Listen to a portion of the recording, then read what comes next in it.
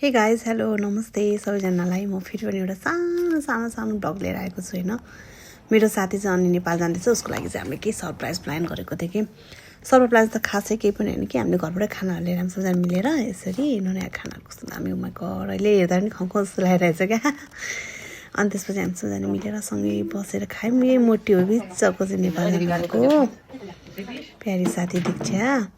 अनि त्यसपछि हामी सबैजना घरबाट खाना चाहिँ आफै बनाएर लिएर आयौँ। अनि यसरी मजाले बसेर खाँदैछौँ कि एकअर्कालाई देखाउँदै पुरा हुन्छ नि। म त्यसलाई खुर्सानी देखाएर त खान्छस् भने म खान्न भनेर कि तिनीहरूले चाहिँ खास पिरो खाँदैन नि त, अनि त्यही भएर कि। अनि हामीले चाहिँ सरप्राइज प्लान गरेको कसैलाई केही थाहा छैन कि। अब अहिलेसम्म त्यस्तो हामीले कसैलाई गरेको पनि छैन कि।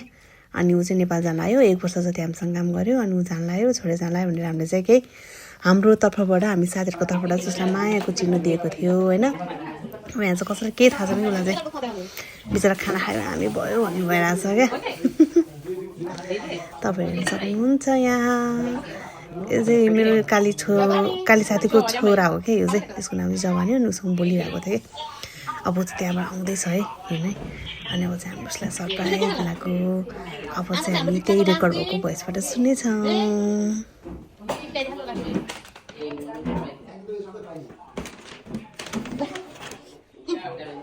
देऊ चाहिँ पुष्पा यो चाहिँ हाम्रो हाउसकिपिङको तर्फबाट सेलमा अनि पुष्पा जेल्सा सबैजनाको तर्फबाट धन्यवाद। यो चाहिँ हाम्रो सबैको तर्फबाट।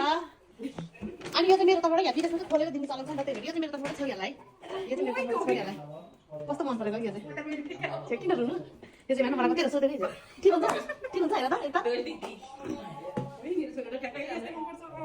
मलाई कस्तो मन परेको कि म्याङ्गो कस्तो राम्रो है। मलाई कस्तो मन परेको थियो यो चाहिँ। ल हेर सेभ गर्ने साथी। अब हेर त थ्याङ्क यू। अब यो लास्ट डे